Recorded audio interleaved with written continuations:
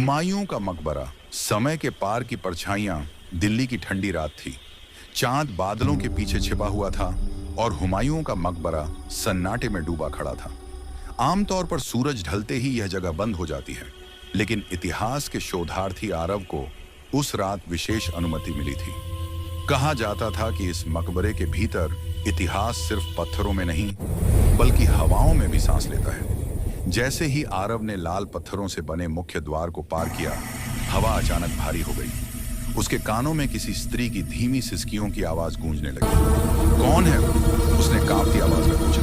कोई उत्तर नहीं आया। आरव अंदर बढ़ा।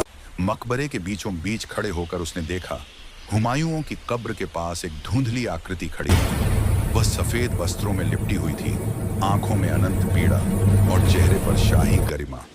मैं हमीदा बानो बेगम हूं, आकृति ने कहा, इस मकबरे की आत्मा।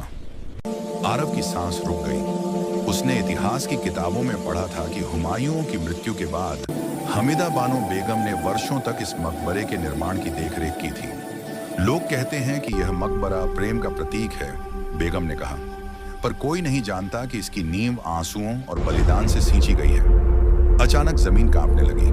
आरव ने देखा कि दीवारों पर उकेरे गए फूल जीवित हो उठे हैं और हर फूल एक कहानी सुना रहा है। युद्ध, निर्वासन, विश्वासघात और वापसी।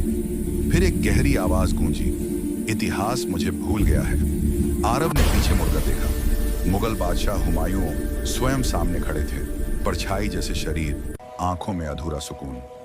मेरी आत्मा तब तक मुक्त नहीं हो सकती, हुमायूं बोले, जब तक लोग यह न जान लें कि सत्ता से बड़ा सत्य होता है। अचानक एक तेज रोशनी फैली।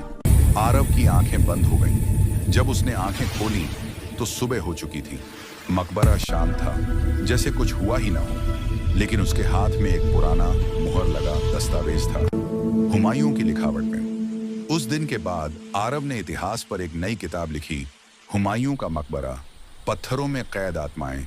और आज भी कहते हैं, अगर आप पूर्णिमा की रात वहां खड़े होकर ध्यान से सुने तो मकबरा आपको अपनी कहानी खुद सुनाता है।